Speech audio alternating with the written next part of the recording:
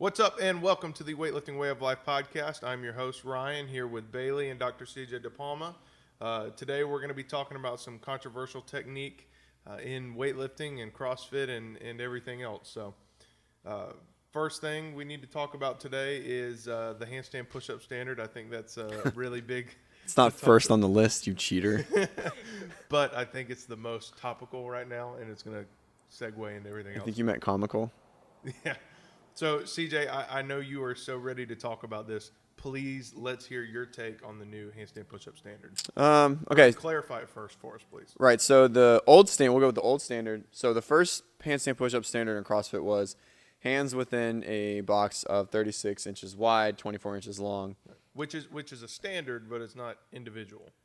It doesn't take a person's body into account. But it's just keeping your hands within the point. Which falls in line with every single other standard in Sure. CrossFit. It's set in specific parameters. Right, sort of. Well, isn't that the standard they do at regionals in the games? Right, because they're also strict handstand push-ups, and they can't measure on the spot like that either. So that's why they do it there, because it's normally strict handstand push-ups, and heel standard doesn't matter as much there, because they don't do kipping unless they're on the parallettes. So the old standard was you got up to the wall, right, and you were facing the wall, thumbs together, arms locked out, arms reaching overhead, and they measured the wrist, and then they took away 3 inches from that measurement, and that was your line. But that standard had a lot of flaws in it. Right. Where is the wrist? Right. Where is the wrist starting in? Well, where does the wrist start and end? Well, they said, put it right under where the thumb starts. So that was kind of, I guess, uniform, but it was like how you positioned your arms. If you remember when that standard came out, it was Scott Panchik and Josh Bridges were going at 15.3, I think, or 15.4. Can't remember. But it was the handstand push-ups, power clean. Yep. And it was it Josh? Josh got murdered. He couldn't hit reps. Yeah. But when he got measured, he elevated his shoulders up because Boz told him to. Yeah. And it was a very hard standard for him to hit. Probably very similar to the standard we have now as of this year. And then you hear all the complaints about Brooke Wells in that same year where she's standing away from the wall. A foot away from the wall. Oh, that was next year. That was 2016 when she went against Brenda Castro down in Mexico. But yes, so you're right. You find a lack of uniformity. Yeah. I think, in my opinion, any time that you're trying to base off of somebody's body, there's going to be a certain degree of lack of uniformity. Correct. But people aren't uniform. Which is hard to justify it as a standard at that point. Now, so that went on for 16 and 2017, same standard. Now this year they came out new standard. Standard is back against the wall. You measure the top of the head, and then you measure from the wall or the elbow all the way to the middle knuckle, and you cut that in half and you add it to the top of the athlete's head. Now again, everyone's built a little bit different. I think there's a flaw in the standard overall as to there are some people that will have much harder times meeting the standard than others. Yep. So at the gym we saw a very big, I would say, a range of people who were able to meet the standard easily, and then others who weren't even close and who have very good handstand push-ups. Now the standard currently does not allow for any type of what we call like a broken body in the handstand push-up, meaning flexed hips, arched backs. It's or too far away from the wall. It really emphasizes a good, basically arch upright, right? So a good handstand, fully extended, from heel to hand. Yeah. And which is not a bad thing. It's not a bad thing. I think it's a very good thing. I think that the standard, like I said, has flaws. I think there are going to be outliers that it will affect. And we saw that for some people throughout the Open. But for 99.9% of them, the ones who were going to do well did well. The ones who weren't going to do well didn't do well. Right. There's a couple outliers always, but I think overall I think the standard is good. I think it's the best one so far. I do. It's difficult and could it be tweaked slightly, but I think they're on a good path right. where they're creating creating a standard that's based on things that are more finite on the body, right? Like we talked about, somebody standing away from the wall, somebody's shoulders being down or up. Right. There's too many variables there versus, back against the wall. Obviously, there's plenty of things you could do, but it's a little bit easier to look and say, okay, that person is standing as upright as they could have or could not. Right. You can't change the distance between your middle knuckle and your elbow without bending your wrist, which would once again be obvious. So I think it is a solid standard, and I think they're heading in a good direction. It's a solid standard. But I mean, I honestly, personally, not being a CrossFit athlete, am happy to see them trying a new standard, right? Recognizing that the first standard with the box was not individual enough per person, and understanding that the second standard was easily cheatable, right? In that they're evolving and they're trying to find a solid standard that everybody will listen to, and they have. Right. I think more so, I agree with you. I think the original standard, the box, isn't so much of the lack of uniformity, because it's the most uniform technically, because it's everyone has the same exact standard. Yes, absolutely. But I think it's very hard to judge on a global scale like that, because you can move very fast and your elbows might not be locked out and feet might be kind of all over the place. Right. So again, it's CrossFit's desire to produce the most power in the most efficient amount of time is the goal, right? So with that, the appropriate technique yields more power output per rep. So that's kind of the goal. When it's just the box, you can have pretty sloppy reps and still get away with it. It's hard to do That's that. true. Hard to do that on pretty much any other movement. So we'll continue on this topic. One of my buddies brought up to me, we talked a long time ago. So there was a couple of people that posted online about having an actual structural limitation, right? And like I said, there might be some outliers. It's pretty intense, and I would really like to see them as an outlier and what they look like on the wall to see if there's any type of... And what do you mean by that? Please be like specific. They can't meet the standard. Like fully extended in a right position, they're claiming that they couldn't meet the standard, or that they were very, very, very, like they had less than, I was 4 inches over the line. Like it wasn't even close. And we had people there, and I had other people there that are better overhead than me, stronger, and that were 1 inch above the line, and they struggled. And then the second time I got measured, I was only 1.5 inches above the line, so you could have been just been again, like there's some, depending on how they're measuring, it's like it should be uniform, and but how you are positioned. Yeah, exactly. Like, I could have been standing like this one time, then I could have been a, like we call it, like being like, you don't have to be a hero on the wall. You just stand against the wall. Yeah. Right. Or, I mean, if you kick up and you're an inch farther away from the wall, there's going to be a significant difference. Oh, yeah, exactly. Right. Yeah. Little where A your plus hand B. position Yeah, Pythagorean a theorem. Pythagorean theorem Yeah, action. whoa, math. But yeah, no, I think that is something that should be brought up and probably should be taken into account. I would be very interested to see, ex CrossFit gym, wherever, take all of their athletes and measure, radius ulna length versus humerus length. Oh my gosh.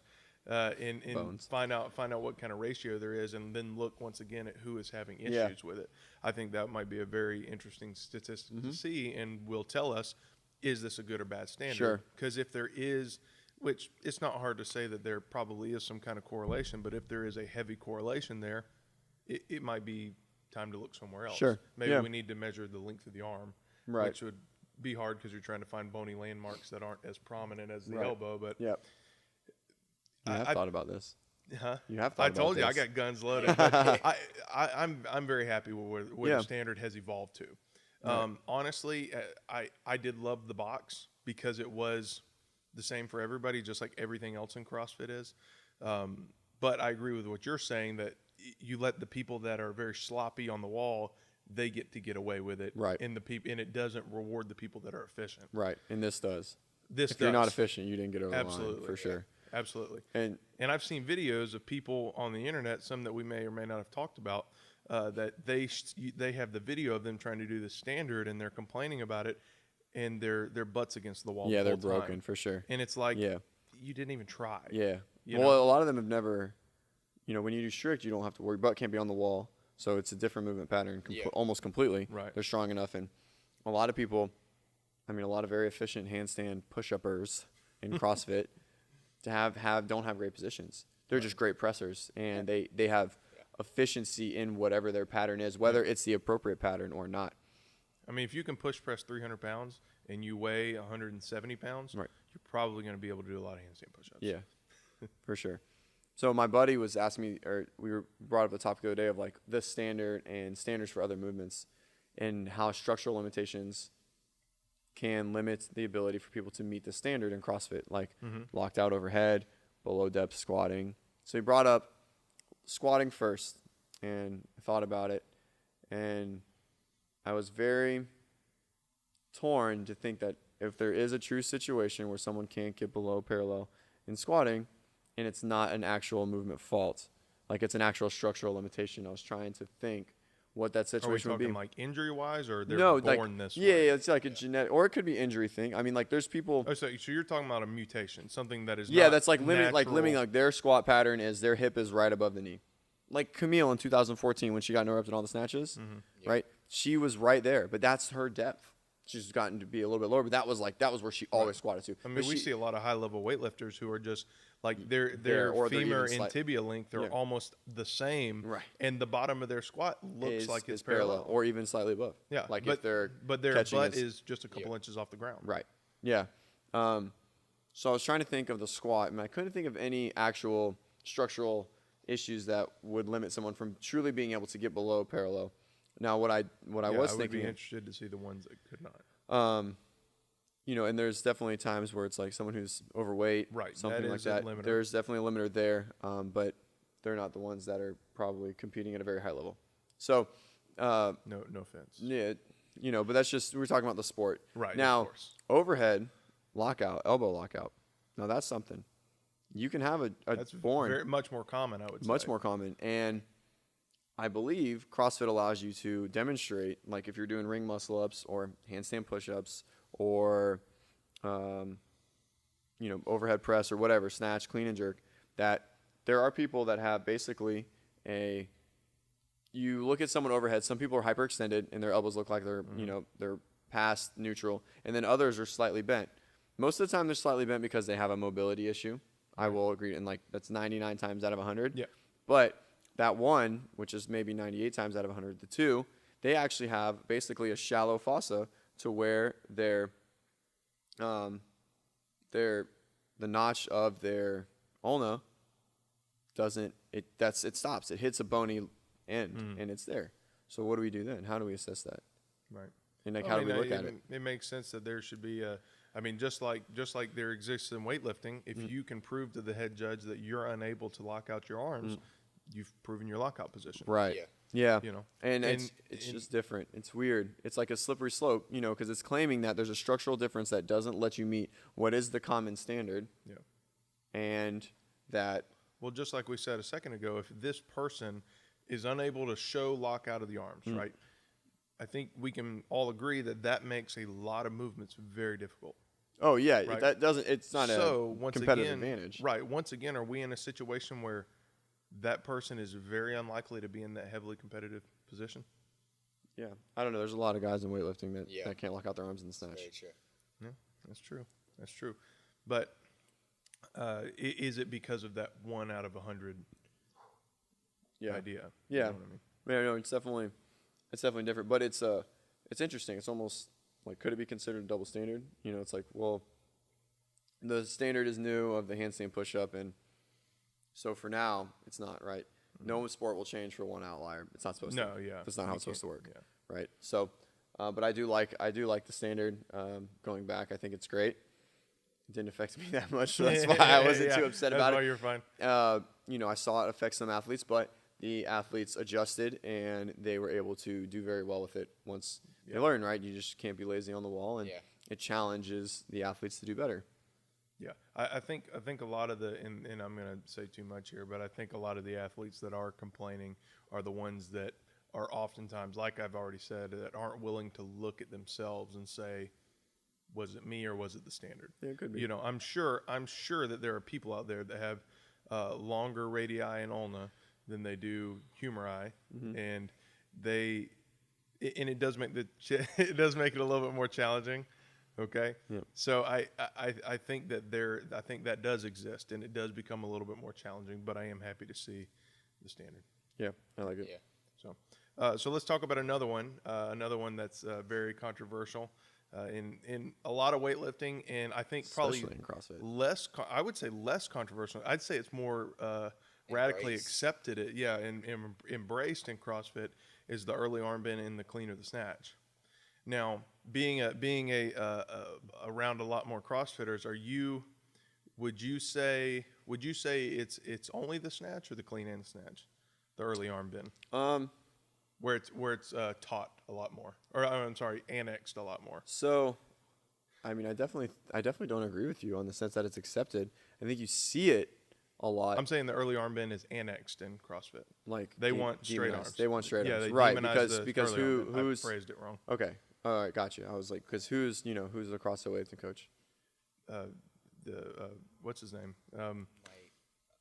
Mike starts with a B. Bergener. Yeah.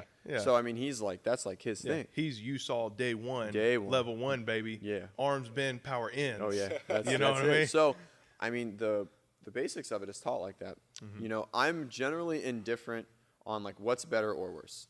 Yeah. Okay. When I see CrossFit teaches people the barbell like from day one, weightlifting doesn't see that person very often anymore. Right. So very true. You're like Bailey is a great example. Bailey didn't have an early arm bend when he started, maybe a small one. It's a lot more now. Yeah. It's a ton more, which is fine. You're still getting stronger, so it doesn't matter. It's okay. You're broken off the floor, which is great. I'm totally for that. I wouldn't teach someone that. Right. That's day one. I'm teaching straight arms. Okay. When I'm teaching someone the barbell. And now why is that? It's for one, it's going to help solidify positions and just understanding to move with the barbell, right? We're teaching them to just hinge, right? So if I'm teaching them to hinge, right, or get in position 1, 2, and 3, you know, if we teach that with straight arms, so then when they're going through the motions, we want them to have continuity between that, right, while they're still learning how to piece together a snatch or clean and jerk. So for the beginner, that's where I'm teaching. Right. And I think that's a very reasonable way to teach. I think learning positions first. Now, Right. my sort of mantra in teaching weightlifting is that there's no technique. Technique doesn't exist. There's only specific positions that we have to reach throughout the list that are universal. Yeah. Right. Every athlete has a very similar setup. Every athlete has a very similar position at the knee. Every athlete gets to the power position. Every athlete has a similar finish, whether vertical or more back, and then every athlete has a very similar catch position. There are certain archetypes that we have to see. I tend to let athletes do whatever they want in between, right? And if that means whenever they go to the power position for the first time, meaning that their weight's in their back of their foot, their knees are forward, their torso is vertical, if that means they bent their arms to get the bar there into their hip, or they don't like the feeling of saying the clean, they don't like the feeling of the bar down on their thigh, they would rather be more into the hip, and that's what they do, I'm going to reinforce that. Sure. So I think teaching positions is extremely important. I would just never tell an athlete not to do that if they tended to do it naturally. Now, if they become one of the people that they're hitching the bar, they're pulling really early and they're staying over too long and getting bent over, that's a completely different scenario. Right. Which is a lot more of those day oneers. Yeah, exactly. Right. And that's kind of where I'm at, is because like they're going to definitely lean that they're not going to reach the position appropriately, you know, potentially due to their arm bend, just because too many things are happening at that point in time. So I think it has a lot to do with how the progression in which you teach. So anybody that I bring on, either as a weightlifter or a day one CrossFitter, even in our on-ramp program, it's going to be about 3 weeks before they ever take a bar off the floor. So I think the worst thing that a lot of weightlifting and CrossFit coaches do is they try to take bars off the floor too early. Yeah. And that's where everything's happening, right? If we talk about just standing in the power position and just getting into extension with the bar, or just hip snatching or hip cleaning, it's pretty easy to digest, right? It's up, down, up. That's it. And if we do that for a while, let them feel the transition, let them feel extension and then retraction, over and over and over, that becomes second nature. This power position becomes not even a thought anymore. Then we can add from the knee. Sure. Right? Okay, we're doing the same thing. You're just going to put the bar at your knee first. Right? You know what position you got to get back to. Get back there however you want to. They do that. They get really good at that, and then we can talk about going from the floor. Sure. Which there's obviously a lot of pieces that go with that, but I think as long as you, like you said, you build the finite positions in the proper order, to me, everything falls into place. Sure. Yeah. Yeah. Yeah, what do you think? I mean, all I know is when I started to teach myself the snatch, I did hang snatches for the first month. I never went from the floor, only Nice. hang snatches. I didn't, because that's how I was taught how to clean. For the first year I did cleans, it was only hang cleans. We never did hip cleans, but just knew that starting from the hang and then going from the floor was going to be easier because there was less to think about. So all I would think about is just get it to the hip, get it overhead. And then when I came here, I had only gone from the floor for like 2 weeks when I came here. And I had actually never done a clean and jerk as a complete lift before. So technically, you've put on 340 pounds to your total, since you've never done a clean and jerk, and now you clean. Oh, I guess so, maybe. There you go. Or 320 pounds. But yeah, I mean, so an athlete like Bailey who comes in, who he's already been going from the floor, I actually didn't even know that it was only a couple weeks at the time. Somebody like him, it's going to be a totally different process, right? We're just going to usually, like I just had a new weightlifter start with us the other day, an extremely talented girl. She's a 63 kilo lifter. I mean, just an incredible athlete. She just started with us, and she's been snatching and clean and jerking for quite a while. And so she came in, and first thing we do is like, okay, let's warm up to a decently heavy snatch. Let's see what's happening in that. And then we find finite pieces to work on, and we may retract, we may go from the hip. But I think I think there's very few points on why we would avoid the early arm bend. You know, I've heard the idea that an athlete who doesn't have a strong enough upper body, through extension, the arms will re-straighten Right. Yeah. and lose power. But I've never seen that happen to anybody. Oh, Ever. it happened to me for a good amount of time there. Did it? Yeah. Where But especially in the it's- snatch. Right, and so I get what you're saying, being disconnected from the bar, not continuing to pull through.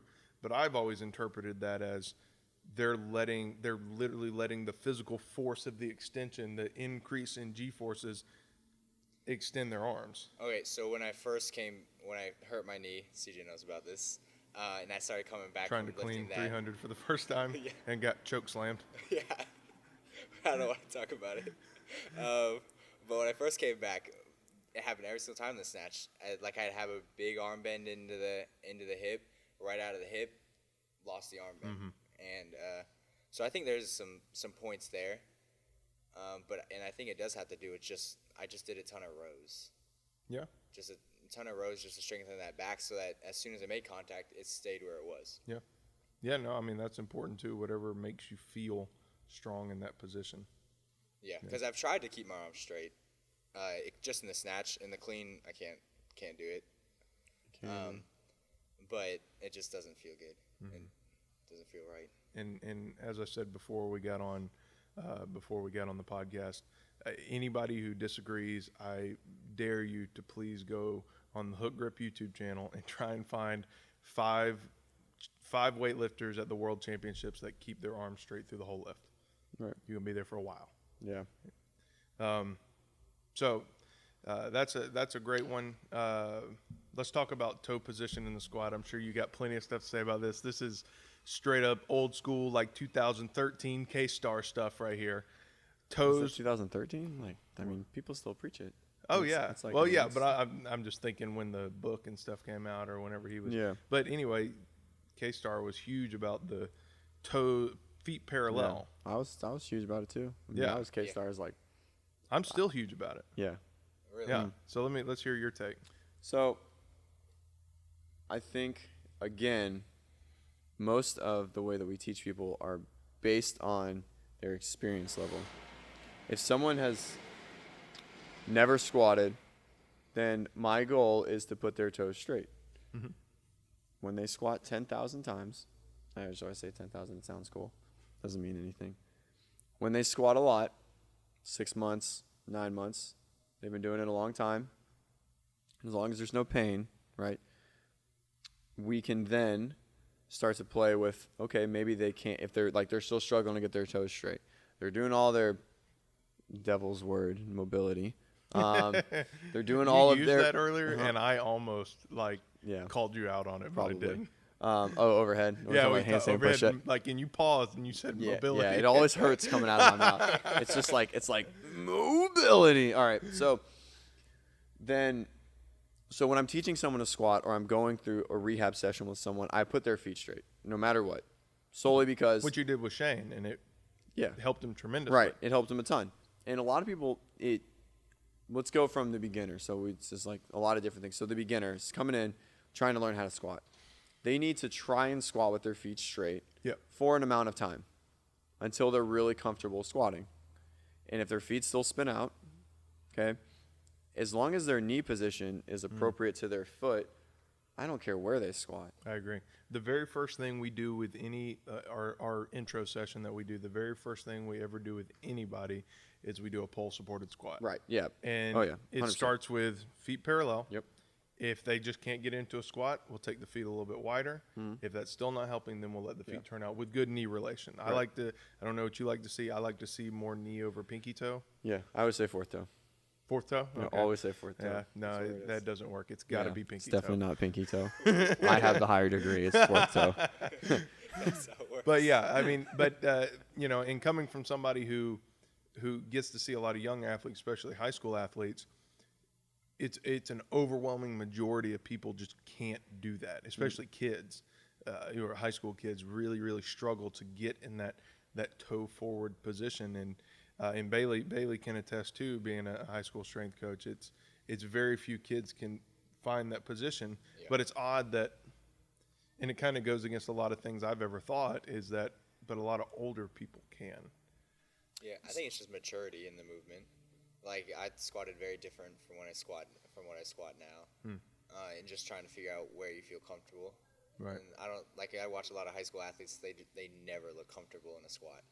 Yeah. Obviously, depending on the level of the athlete, like some kids are going to be more mature as far as weights go, but there's a lot of kids that just never look comfortable. Yeah. So we call that lifting age, right, in their time under the barbell. And I think the high school athlete is a great example of those who probably could squat straight if they had 3 years. They have the mobility. If they had 3 years under the barbell, but they don't. Right.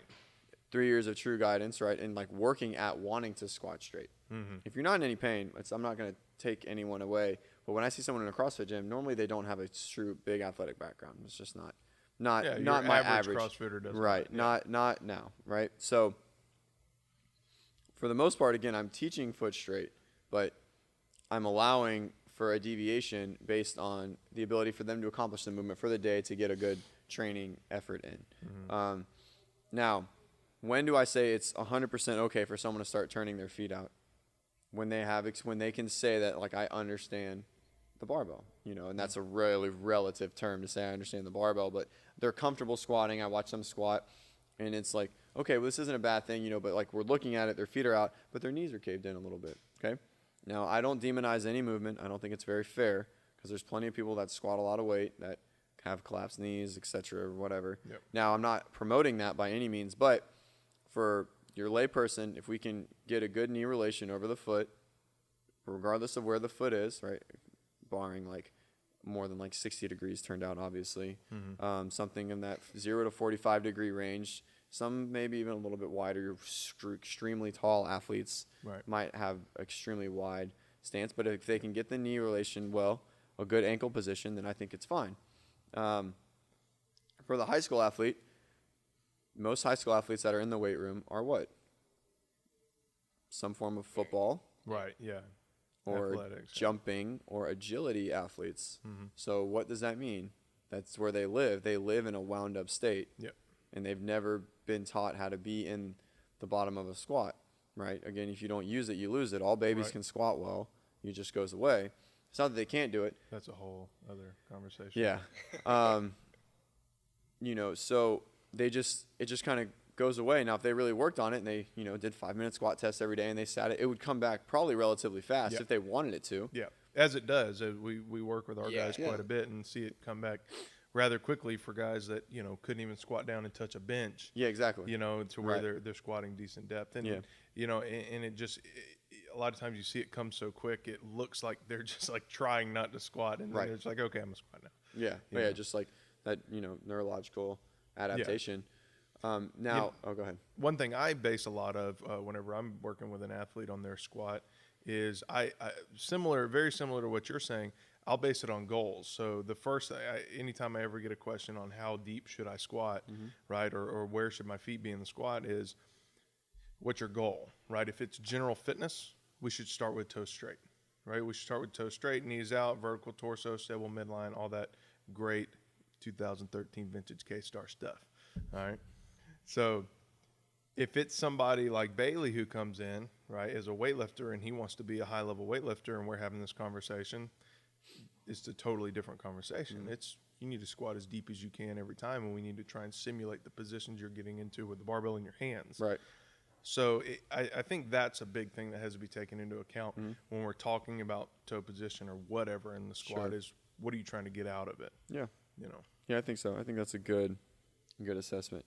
Now, in that position, or in this conversation, the reason why toe squatting was such a big thing for so long was it was deemed to have the most torque output, power output. What do you think about that? With feet straight. That's why you do it.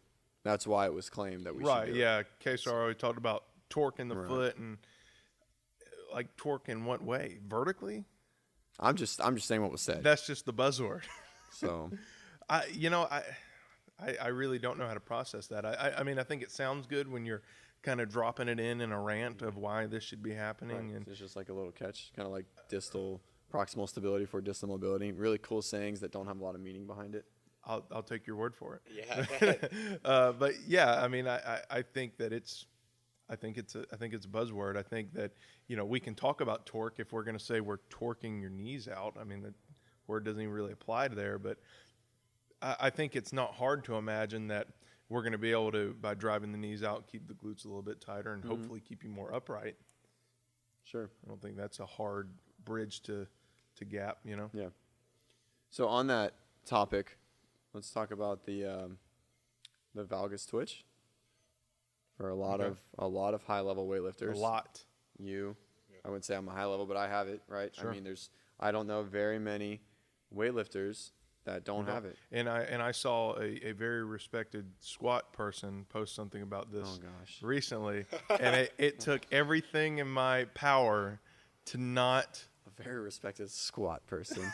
to not comment on it, because it was talking about that exactly what you're talking about, the knee coming in, and that it's not like I know I messaged you about it, like not having glute stability or something. Right. Like Well, that. it shows. So, what is the knee tracking in? It's technically indicative of not being able to abduct the knee, which is glute med, TFL, etc. Right. So those are the muscles that abduct the leg. Right. But to you, so I think there's a lot of layers here, right? So to you, let's say we're talking about maximal load, right? We'll just X out the athlete that does that all the time, because obviously they need to fix that. Sure. Right. That's just not smart. Right.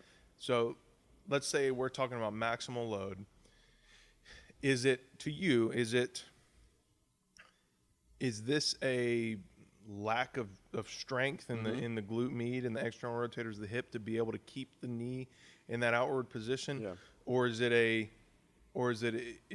nervous facilitation of your nervous system, just thinking about driving up and putting more innervation into the quads instead of the, what do you think?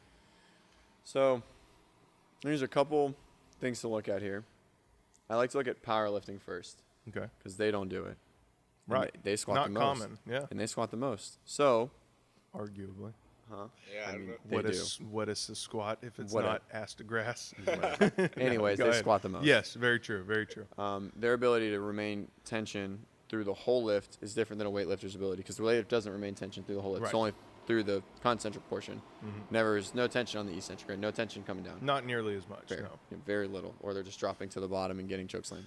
So, no tension, no tension. right. So, they don't do it very much at all. So, weightlifters do. And normally at maximal loads, normally at non-maximal loads, they're fine, right? And most of the time, even at their maximal, like just squatting, they don't really do it. It's really just kind of catching and getting the bounce, right? Yeah. So why is that? I read an article once, I can't remember who it's from, and it talks about the valgus twitch directly, and that it's an actual assistive movement to basically recruit more muscle fibers through the adductors. Yes, I agree. That helps propel vertical motion. Yeah, because you can recruit your groin, your adductors as hamstrings. So they have a similar effect. Something like that. So it was very interesting, and I'm kind of indifferent on it. I don't know. I don't really think it's a far stretch of the imagination. Yeah, I'm torn between if it's a bad or good thing. I think, again, it's hard to say something's bad when the best in the world do it efficiently, effectively, over long periods of time. It's like saying, how many people claim Usain Bolt runs terribly. I'm like, well, it doesn't matter. Right. So he can do whatever he wants. Right, yeah. He's the best in the world. I mean, you see that so much in weightlifting of so-and-so has bad technique. Like Ilya Ilyin does a triple knee bend off the floor. Yeah. Right, but, he holds 6 world records. Right. So, it's not that bad. Yeah. So Bailey, if you don't know, in Texas for weightlifting in high school, they do powerlifting. Actually geared powerlifting. Oh, no Which way. is That's crazy. so awesome. The single black. Are you serious? Yeah. So it's very interesting. That's crazy. Yeah, That's really dangerous. We had I feel like that's not very For high safe. schoolers. We're I talking feel like about high that's school. not very safe. So I don't know how I feel about that. Some monsters Oh, I bet. there. Some like 700 or 800 pounds, right? Squats? Yeah, like Gotta there, have some. There's like 1,000-pound squatters that at some high schools. Oh yeah, That's it insane. totally exists. Yeah. So it's funny that you talk about that. And at 18 years old. and Bailey did powerlifting in high school, and you also used him as an example for somebody that has valgus in the out of the bottom of the squat, which I would say is not it's not that bad. Right. No, he no, doesn't no. do it It was- tremendously bad, no. but it exists. So Bailey, how do you think? Was that an issue for you in high school? Do you think that? What do you think about that? Oh, I definitely did it in powerlifting. Like Okay. you can look at pictures. Definitely, whatever gets the weight up. That's what I go with. There it is. Good job, athlete. Good answer. Yeah, I mean, I don't know, because a lot of powerlifters will low bar squat. I never low bar squatted. I always high bar squatted, so I don't know if that's something to do with it. Okay. Low bar. So you think low bar makes a difference? I think it would, the way your body's positioned. Okay. I think it would. The muscles you're recruiting would change the difference in how you're lifting. Obviously, you see a ton of kids in high school that will do that kind of knee valgus move or whatever. Sure. I would say it probably is more prevalent for people that do a little bit more high bar squatting. For what reason, I don't know exactly. But do you think, CJ, do you think it has to do with, do you agree with that statement that's probably a little bit more prevalent? Oh, in yeah, high bar for level? sure. Well, do you think it has go to do with the moment arm of the femur? Could be. Well, it's a balance thing, right? Looking like where center of gravity is. It's in a completely different place when we're bent over already, right, as a low bar. Yep. Yeah, so we're here already, right? A lot of the time, for the unexperienced athlete that has it, it's normally not necessarily a leg weakness thing. It's a balance issue. They feel like they're going to fall backwards, and the adductors pull them forward, pulls them down, and it keeps them balanced. So, because if you put them on the rings and do a TRX, it doesn't happen. Right. Most of the time. Some are just very, I don't like to say weak. Some just don't squat very well. Yeah. In the sense of like they have very like low leg strength. So if I'm so and so PT up the street, right, and I see, Joe Schmo CrossFitter who comes in and he's like, my knees hurt when I squat, and he shows the PT a video and he's getting a little valgus at some of the heavy weights, and he's like, oh, okay, we just need to make your glutes stronger, right? This is totally a thing, right? Sure. They're going to do a bunch of glute exercises. Do you think they're barking up the right tree? Yeah, I don't think they're barking up the wrong tree. I don't think there is a right answer. I think it's very tough. Everyone's going to have a little bit different of an approach. Someone comes in, has the same thing with me. What we're going to do is I'm going to do a lot more than just like train their glutes, because they're going to do that. I do monster walks with I do monster walks with every single patient.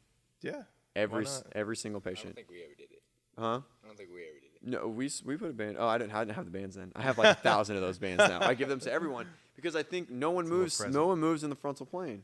I think it's important. Now, is that the movement that's healing them? Absolutely fucking not. Not even close. But what it is doing is it's getting them out of their daily routine of squatting all the time, doing the same thing every single day, never varying from what they're supposed to do. Wait, okay? the only movements that matter is snatch, clean, and jerk, and squat. Right. What are you talking about? So when we can create variance in their life and in their training, their body's going to feel better. Right? I think a lot of knee pain. Broader base, taller peak. Oh, man, how about that? So I think a lot of knee pain from squatting is directly due to volume, not to technique. Oh, okay. Very, very seldom is it technique. Very interesting. Very seldom.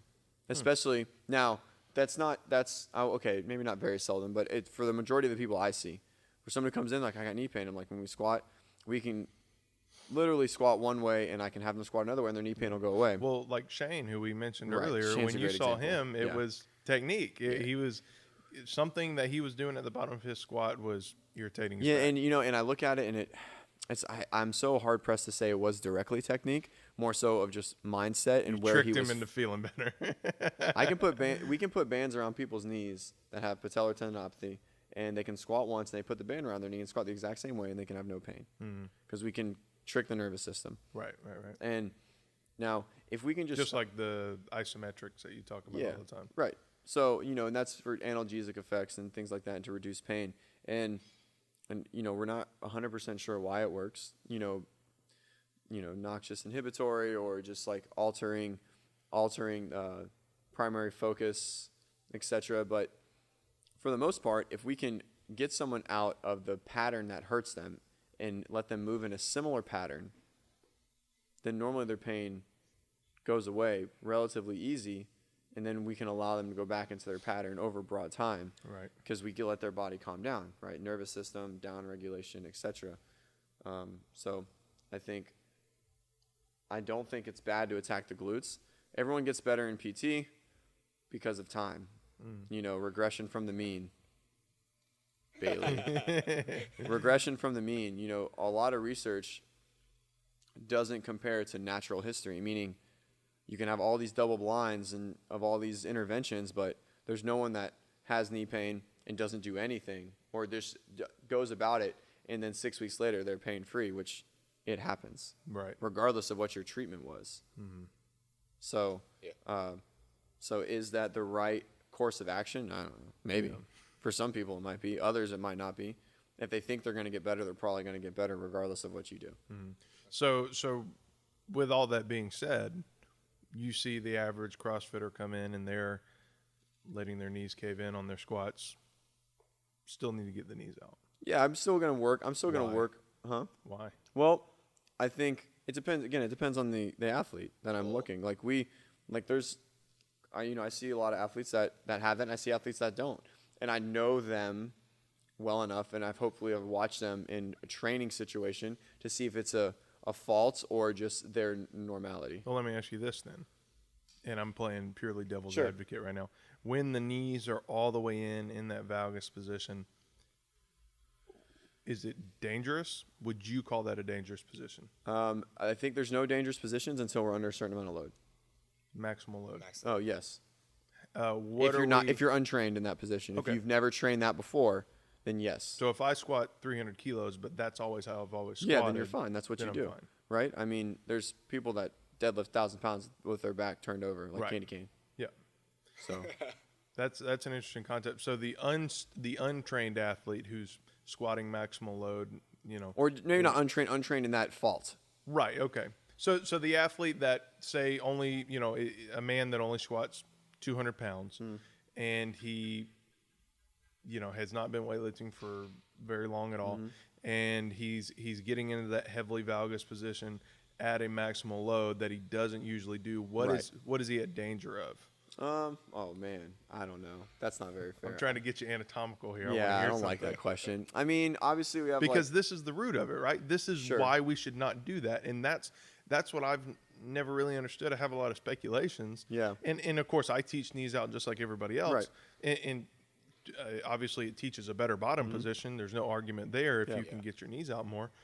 but what are we in danger of? You know, it's, man, you just want me to say, I'm not going to say these words. Let's see if I can say this in the right way. Well, I mean, candidly, like what is that? I mean, obviously we have like ligamentous and like tendinopathic dysfunctions that could be in danger. You know, hip issues that can come from being in that position, right? We know that if we're, you know, our knees are in, that's not the direction the femurs move throughout like the acetabulum.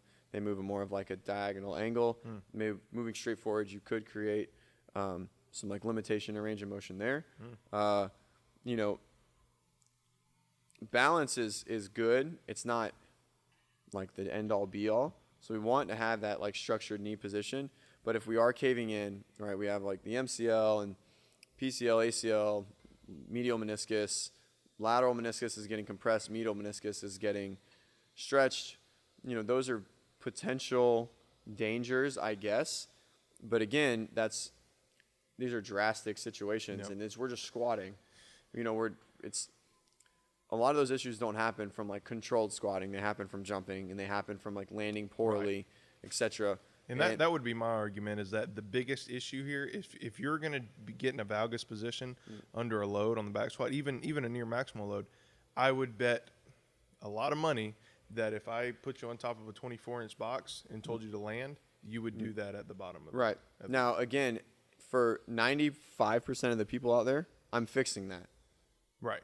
Because it's a motor control issue, not necessarily the way they move. But some people, I don't have to.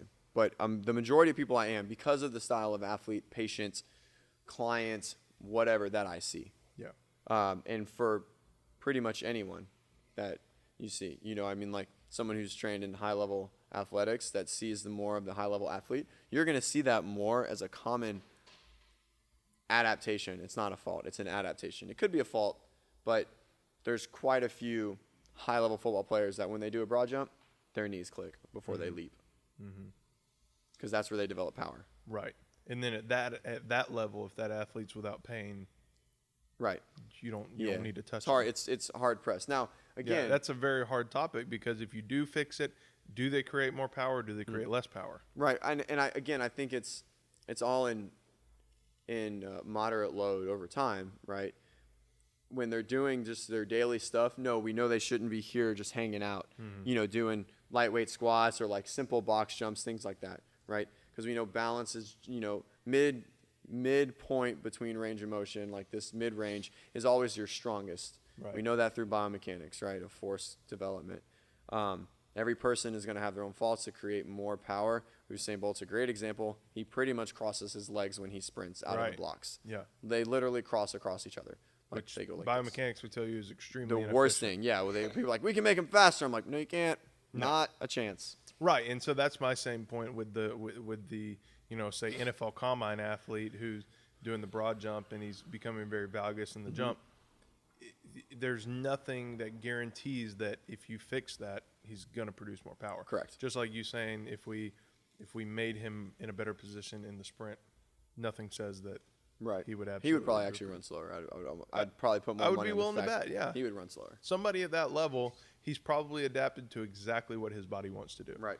And I think that's a whole nother conversation on, you know, individual athletes and kind of going against these norms based on what their specific body type wants. Yeah. Yeah, I think so.